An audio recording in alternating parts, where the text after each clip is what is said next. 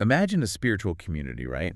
One so detailed that its rules cover not just, the big ethical stuff, Yeah. but really practical things like whether you can use an umbrella, Or ride in a cart. exactly, Mhm. or even what kind of powder you use when you bathe. It makes you wonder, what could possibly lead to rules that specific? And what do they tell us about the people living by them? Yeah, what's the story there? Well, that's exactly what we're digging into today. We're doing a deep dive into the Pacittiya rules, specifically the ones for Buddhist nuns, the bhikkhunis. Okay. And our mission really is to find the stories behind these rules. Why were they created?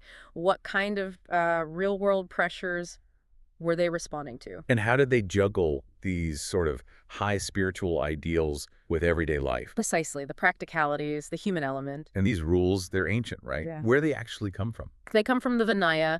That's the part of the Buddhist canon that lays out all the monastic discipline. Think of it as the legal and ethical code for the monks and nuns. The foundation. Yeah, the foundation. And what's really interesting, and you'll see this pattern again and again, is that each rule usually popped up because of something specific that happened, a real incident. Oh, okay. Not just abstract principles. No, very concrete. Often it involved how the public, the lay community, saw the monks or nuns. Their reputation was a big deal. Right. And the setting for these stories. It's almost always Savatthi at Anathapindika's monastery, Jetavana. That was a major center back then. So these rules give us a real glimpse into daily life, ancient daily life. Okay, so let's get into it. You mentioned public perception. How did that play out with rules about, say, appearance or personal care? Maybe start with that umbrella rule, Pācittiya 84. Right, Pācittiya 84, umbrellas and footwear. The spark for this one seems to have been a particular group of nuns. They're often called the Chattupāhana Bhikkhunī. The group of 6 nuns, yeah. I've heard of them. That's them. They were seen out and about using umbrellas and wearing, nice footwear. And in that culture, that was very much something householders did. People associated it with comfort and leisure. So it didn't look very monastic to the public. Exactly. People apparently complained quite loudly. Said the nuns were acting like householders enjoying sensual pleasures. That was the quote. Wow, okay. Even an umbrella could cause that kind of reaction. So the first step was just banning it. Initially, yes, a prohibition. But then, and this is where you see the compassion come in, a situation arose with a sick nun. Ah. She genuinely found it hard to get by without an umbrella or proper footwear because she was ill. So this was brought to the Buddha. And he made an exception. He did. He clarified the rule. It was okay for the sick. Which shows, that the rules weren't meant to be needlessly harsh. They had to account for real needs, for well-being. That makes sense. And the level of detail in the rule itself is kind of amazing. Looking at the source, it defines umbrella so specifically. It really does. White, matte, leaf umbrellas, circular and spoke-bound types. It covers all the bases. And it says the rule applies even if worn just once. Yeah. No more messing around. No, it was quite precise, and the offense classification reflects that too. It's a Pacittiya offense. That's a specific category needing confession if a nun is well but wears them. But not if she's sick. Right. If she's sick and knows she needs them, it's anapati, no offense. Simple as that. Are there other exceptions listed? Yes, quite a few actually. Wearing them inside the monastery grounds was okay. Also during emergencies, or if someone was mentally unwell, or for a brand new nun, the anikamika, the very first time she did it. It shows a lot of thought went into applying these rules fairly. A very considered approach. So, if umbrellas were sensitive, I imagine other appearance things were too. What about Pācittiya 87, the one about women's ornaments? Was that the same group of nuns again? You guessed it. The group of 6, strike again. They were seen wearing various kinds of ornaments. And the public reaction, let me guess. Exactly the same. Complaining they looked like lay women, not nuns. It seems maintaining that distinct visual identity was really crucial. So the rule banned ornaments. What kind specifically? It lists them by category. Hmm. Things for the head, for the neck, hands, feet, and even the waist. It's quite comprehensive. And again, just wearing it once was enough to break the rule. Yes. The threshold was low. It really cemented that visual boundary between monastic and lay life. And the exceptions. Similar to the umbrella rule. Yes, the standard ones pop up again. Illness, madness, or if it was the very first time for that particular nun, that pattern of compassionate exceptions is pretty consistent. Okay, so external adornments are covered. What about like personal grooming? Bathing, because there are rules for that too. Pacittiya 88 and 89. Fragrant powder. Right. P88, and guess who? The group of 6. Uh-huh. They were found bathing with fragrant powder. The underlying concern seems to be avoiding anything seen as, luxurious or overly sensual, keeping things simple. Right. Exactly. The text clarifies fragrance means any fragrance, color means any color. It's broad. And how did the offense work? Was it immediate?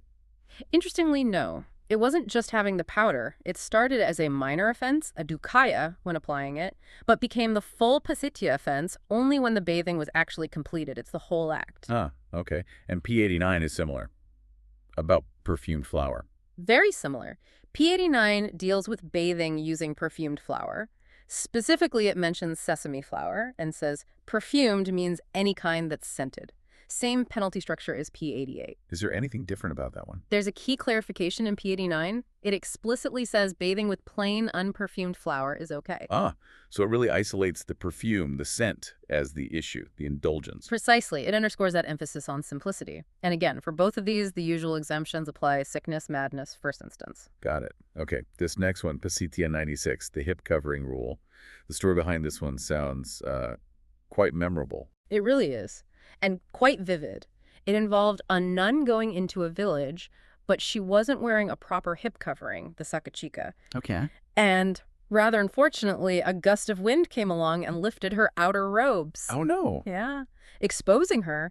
And apparently people in the village saw this and actually mocked her publicly, shouting things like, "How beautiful the lady's body." Wow, that's mortifying. Yeah. And speaks volumes about public scrutiny. Absolutely. So this rule is directly about public modesty and protecting the image, the dignity of the monastic community. And the sakachika itself, what was it defined as? It's defined as a covering for the area below the armpit, above the navel, so a specific garment for that purpose. When did the rule say you absolutely had to wear it? When crossing the boundary into an enclosed village, or even just entering the precinct of an unenclosed one, basically anytime you are entering the public lay sphere. Makes sense. But surely there were allowances for accidents or problems. Oh, yes, definitely. The exemptions here are really important and show that practical compassion again. If your robes were torn or lost, Okay. or if you were sick or simply inattentive, maybe didn't realize you'd crossed the boundary, or even if you just didn't know the rule yet. Ignorance wasn't punished. Not in the same way, no. Also, emergencies, madness, and the usual first instance exemption for new nuns, it really paints a nuanced picture. It wasn't just a blanket command. It feels like a blend of strict standards and real-world understanding. That's a good way to put it. Which leads us nicely into the second theme. Rules about conduct, hierarchy, interactions. Convenience, even. Yeah. Like Pacittiya 85, about using vehicles. Let me guess. The group of 6 again. Bingo. They were seen traveling in vehicles. Maybe they just liked convenience. Or maybe they were testing the limits. So same public reaction. Yep. Acting like householders. That same criticism. So the Buddha laid down the rule. No vehicles. What about illness? Same exception. Exactly the same logic. An exception was made for sick nuns who genuinely cannot go on foot. It mirrors the umbrella and footwear rule perfectly. Health needs came first. What kinds of vehicles did they list? The texts mention palanquins, chariots, carts, sedan chairs, litters. Basically, any form of transport other than walking. And using one even once was an offense. Yes. Unless, of course, you fit the exemptions. Sick, emergency, madness, first instance. That consistent pattern. Okay. Then there's a whole set of rules about receiving massages. Pacittiya 90 through 93. What was the concern there? Let's start with P90, nuns massaging other nuns. This seems to tie back into that idea of avoiding luxury, avoiding things that look too comfortable or too much like lay life, and maybe also about self-reliance. So nuns were expected to be quite self-sufficient, not relying on others for that kind of, service. It seems that way, and the rule didn't stop there. P91, 92, and 93 extend the prohibition. To who? To receiving massages from a sikhamana, that's a female trainee, kind of a pre-novice stage. Right. From a samadhi, a female novice. 10 precepts. Correct. Or even from a bhikkhunī, a laywoman. So basically, no massages from anyone lower in the hierarchy or outside the fully ordained community. That's the gist of it. It really reinforces that idea of monastic self-sufficiency and avoiding potentially dependent relationships, especially with lay supporters. Keeping things simple and focused. Maintaining that aesthetic boundary. And the exemptions. Still the same. Still the same. Sick, emergencies, madness, first instance, always that practical consideration. Okay, finally, let's touch on rules about interacting specifically with monks. Pācittiya 94 and 95 seem to get into hierarchy. What's P94 about? Sitting down. Yes, P94 is the rule against a nun sitting down in front of a monk without asking for permission first. In front of any monk. The text specifies bhikkhu, so a fully ordained monk. And interestingly, it applies even if she's just sitting on the ground. It's not about chairs, it's about the act of taking a seat in his presence. Where did this rule come from? Was it public perception again? Actually, this one originated from the monks themselves. They complained about nuns doing this. So it seems to be more about establishing clear protocols and deference within the monastic order itself. Maintaining the hierarchy. Oh, And P95, asking questions. similar idea. P95 says a nun shouldn't ask a monk a question without first asking for an opportunity or permission to do so. A question about anything. Specifically, questions about the core teachings. The Suttanta, the Vinaya, or the Abhidhamma, the main bodies of scripture and discipline. So, formal doctrinal questions required asking permission first. What does that tell us? It clearly points to an established hierarchy and an expected level of, well, formal respect when seeking instruction or clarification from a monk.